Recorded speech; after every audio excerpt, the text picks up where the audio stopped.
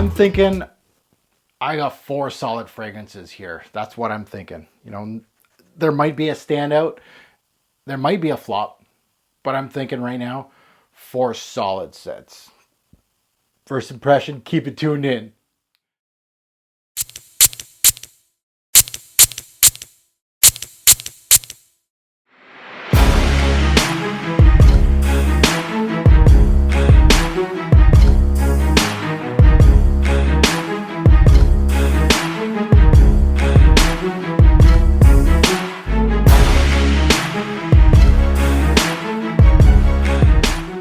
Fragrance family, welcome to my May 2019 FragranceX monthly unboxing and first impression series. This series does not get old, at least for this guy right here. I'm sure for all of you, you enjoy this. Maybe not as much as I do, but I'm sure you enjoy that. To see what I get from FragranceX. First and foremost, I want to thank that partner in crime, FragranceX.com, for this haul. Such a great partnership. Please utilize my YouTube name, Robes08, on the FragranceX website. It's a coupon code. If you use that, you get 15% off on any purchase, small or big, doesn't matter, and it helps yours truly.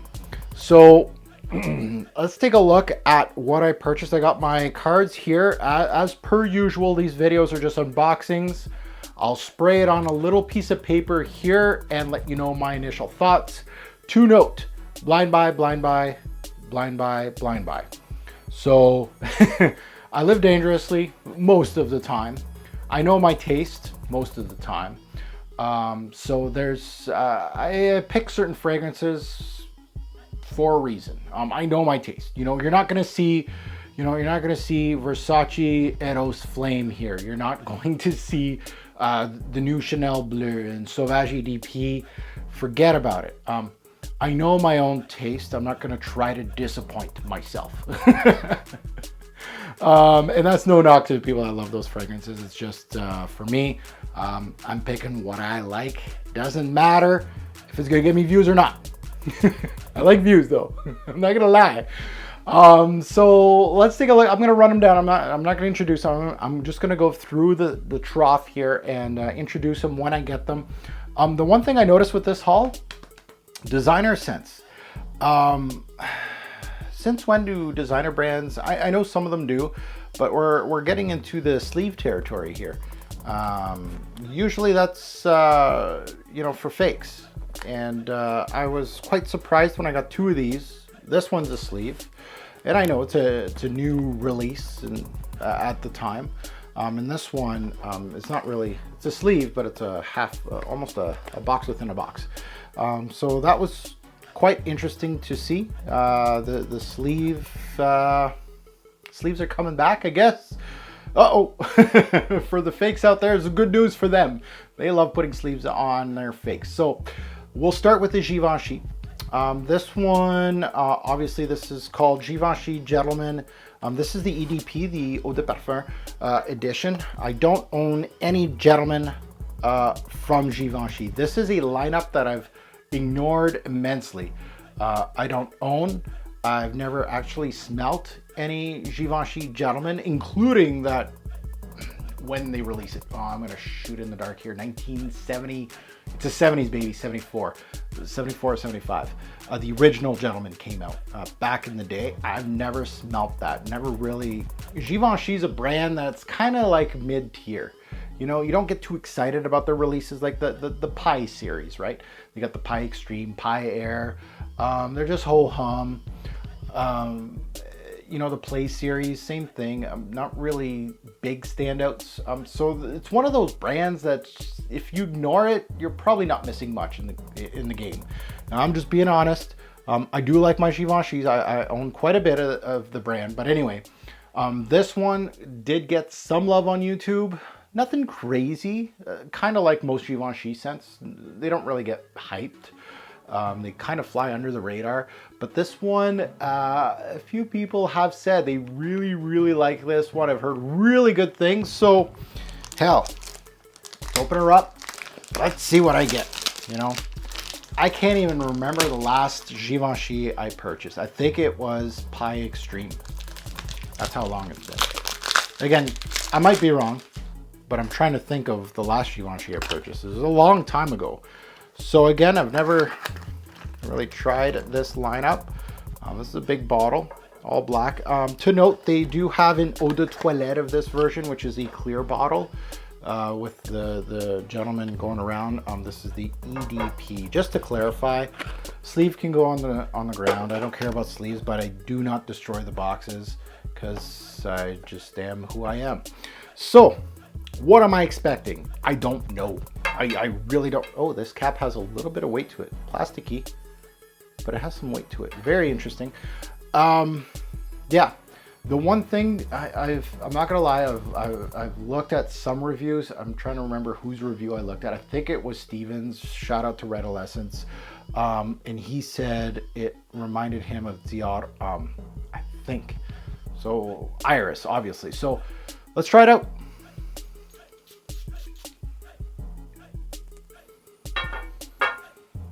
Yep. Yeah, off the bat.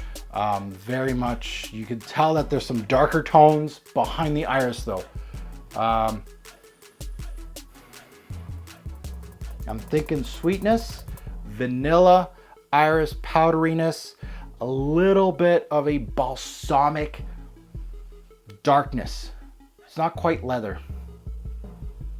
There's something in here that is very, I wouldn't want to say resinous, but there's vanilla in here. I might be wrong, but there is very much a white presence, white florals, iris, vanilla sweetness. It could be tonka bean,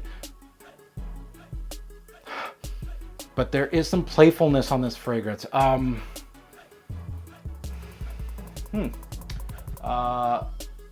DHI, I'm not thinking Dioram. It has a lot more playfulness. It has a lot more personality than Dioram. Dioram's very classy. Not saying that this isn't classy, but it has that mainstream sweetness to the fragrance. So it's not, yeah, it's got that tonka bean kind of feel to the fragrance. The iris not as prominent, because there's a lot of sweetness to it. I can't wait to see what it'll do on my skin, but right now that sweetness is really popping. So very white, lots of sweetness. It has some I hate saying resinous, almost balsamic-like qualities. I can't wait to take a look at the note breakdown. Is there myrrh in here? There's something that's balsamic. And then when I'm going to look at the note breakdown, I'll be like, oh, it's that. But it really isn't standing out. That's the one thing that I'm noting. It reminds me of,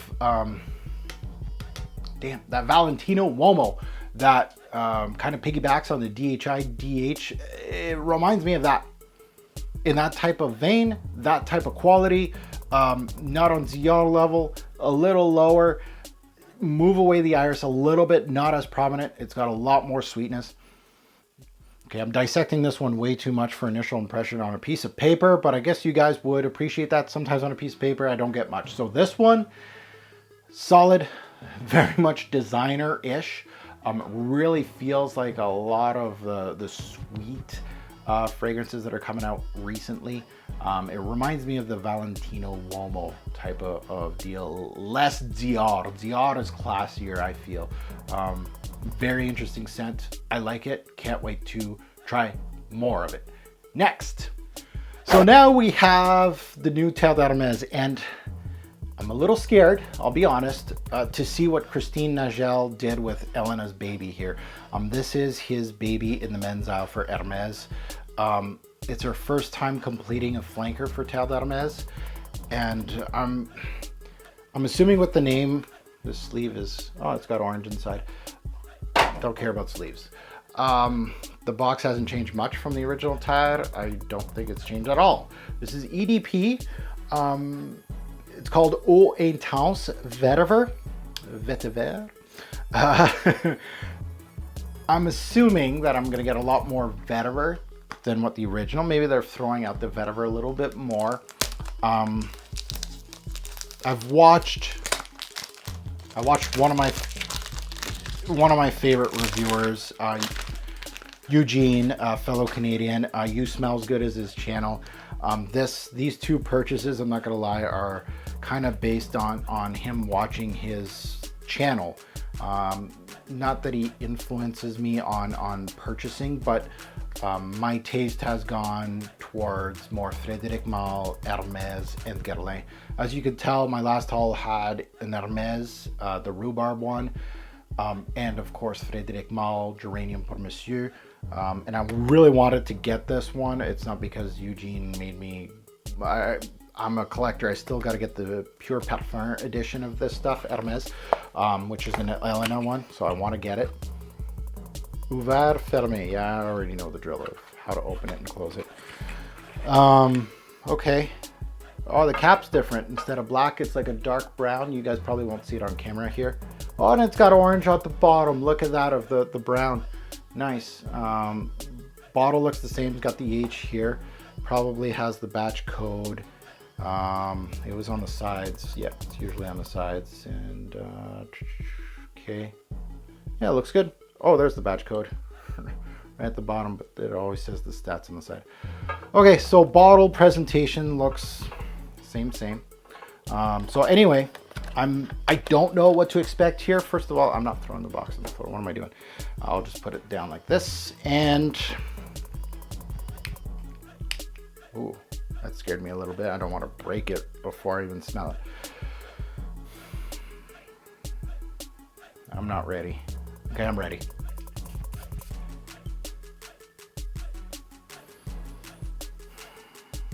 Ooh, okay. Szechuan pepper all day. Oh, wow. Spicy. So I put it to my nose and then I threw it right back. Because I'm getting a lot of uplifting qualities. The citruses are popping way more here. Very much about the citruses than the actual peel, which Elena utilized in Tad. It was very dirty orange. This is more of an uplifting, very bright orange, and more citruses.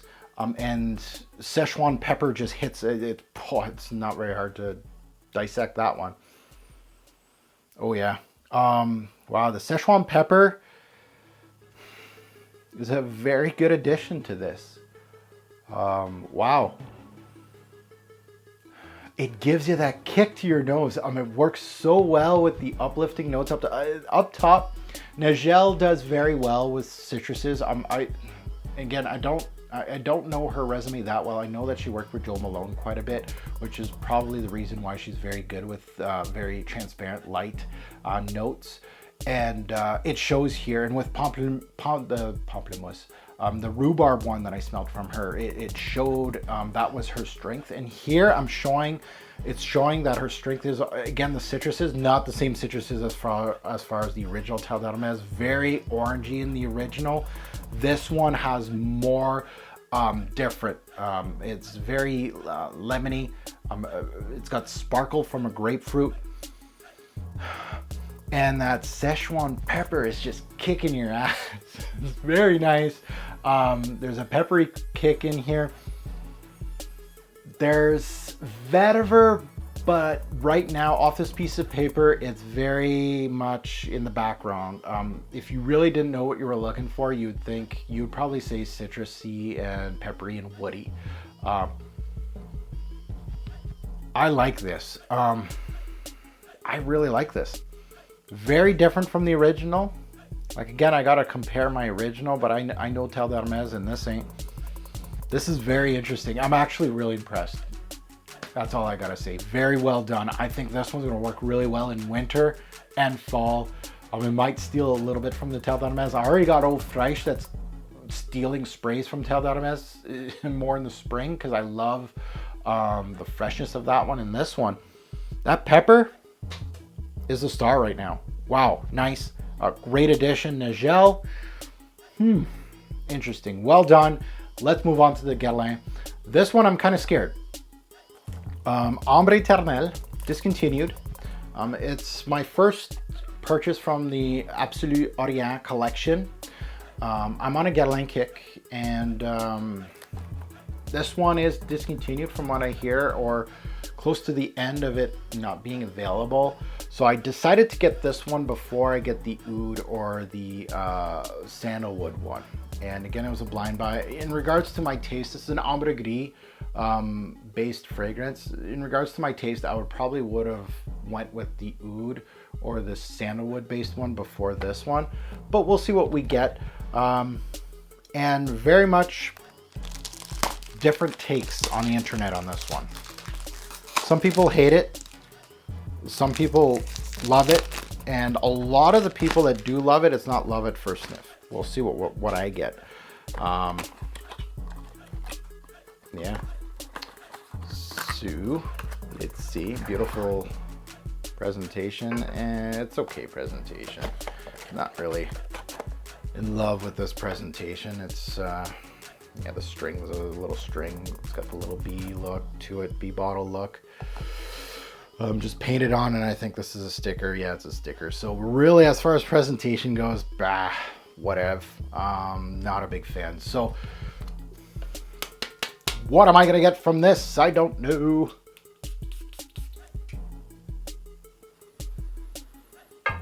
Ooh. First thing that comes to mind is very gray.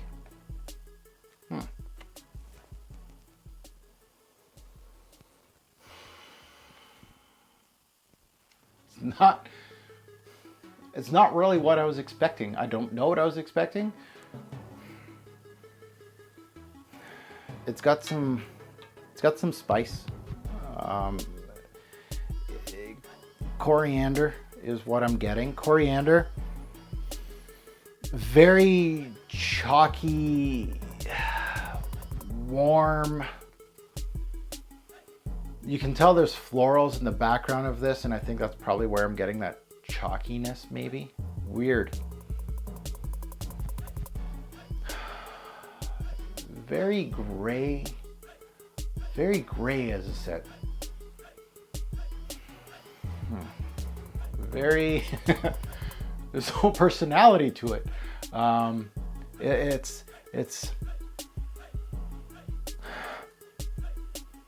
powdery, aldehydic, but doesn't have the sparkle, you know, the champagne-like of the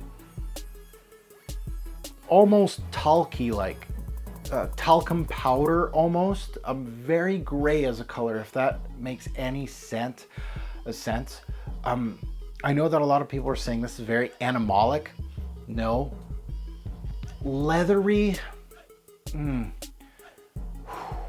Because I know that's the big notes in here, the leather.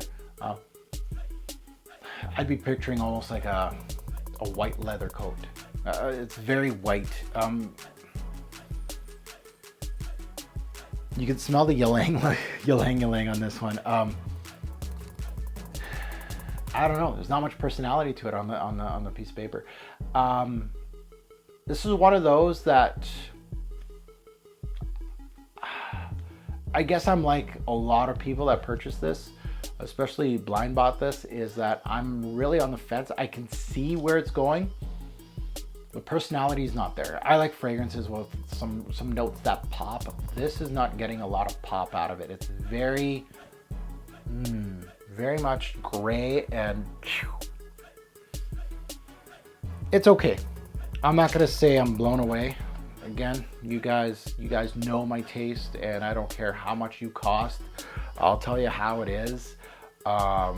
Right now, if I had to pick one out of these three, I would have to pick this one as the one I'm most impressed. And you could tell the way I dissect these fragrances when I smell a piece of paper. Some of them, and again, I'm intrigued by it. I'm not saying this is a snoozer or a piece of poop, but I think this is going to be 1, 2, 3 right now in regards to what I think is interesting.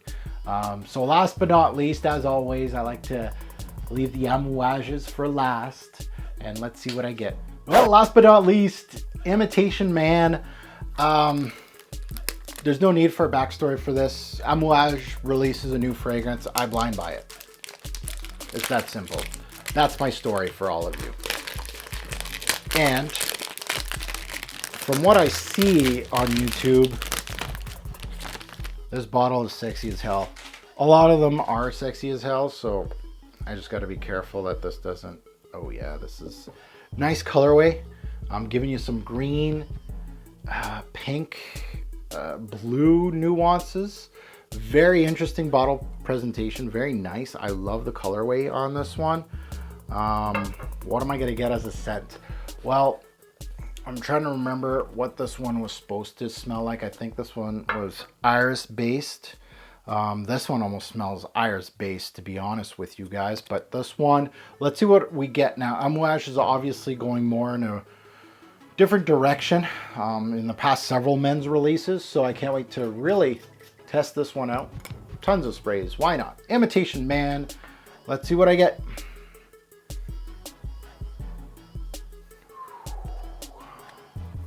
As usual, it hits you. Amouage always hits you with a lot of things. Immediately I got hit by some fruity, citrusy nuances. There was a lot of florals and something a little strange. Something a little off, a little different, as Amouage does. So I'm not mad. Yeah, the makeup, iris, powdery makeup bag feel is there. It's got a little bit of a leathery backbone. These are very, I'm not gonna say they're very alike. This is much grayer than this. This has a lot more personality to it. It's got a lot more complexity to it. These are very, I would have to look at the note breakdown on these two. They feel like the same. Very interesting scent. It's got something fruity up top. It's got some kick from some spice. Orris root is definitely the main player here. Very white floral smoothness that you get from the orris. Very interesting scent, as Amouage does. I love to just put them on my skin more than just on a piece of paper. You're getting the complexity on this thing. It's all over the place. Very interesting scent. Off the bat, can't wait to really delve into that one. So there it is, guys. I'd love to hear your take on any of these fragrances. If you have smelt any of these, good or bad, I'd love to hear your take. Which one do you think was the winner for you, at least from this haul? I think I kind of nailed it, that I thought that they were all going to be kind of solid, and that's where I'm at. There's no real standout. I think this one's actually, I'm surprised on how good that one was. I wasn't really expecting, I was actually thinking that I was going to get disappointed. I guess it's just because of Elena. Nigel has actually done a really good job with the two fragrances that I've smelled from Hermes. I cannot say that she's doing a bad job with Hermes right now. A lot of people are bashing her on the internets, but I'll call a spade, and I think she's doing a really good job with the two that I've smelt. She's really continuing on what Elena has done, and yeah, I'm very pleased with that, but all fairly solid. This one obviously the most mainstream out of all of them, and these two are just very interesting. I want to get them on skin. Paper won't give you much, and they feel like they're a lot alike. So that's going to be also interesting to see what the note breakdowns are on these two. So again, if you enjoy this content, please hit the like button, subscribe if you haven't, and that bell is waiting to be rung. Are you part of my notification gang yet? If you haven't already checked me out, I'm on Twitter, Instagram, and Facebook. You can just check me out with my YouTube name, Robes08, and you'll find me on all social media. I also have a Facebook group called Fragrance Guru Nation. We're up to 15,500 members. We're going for 16,000 now, and we discuss fragrances. Join us today. As always, a great or poor fragrance will make a lasting impression. Choose your scent wisely. Thanks for watching, YouTube. Have a good one.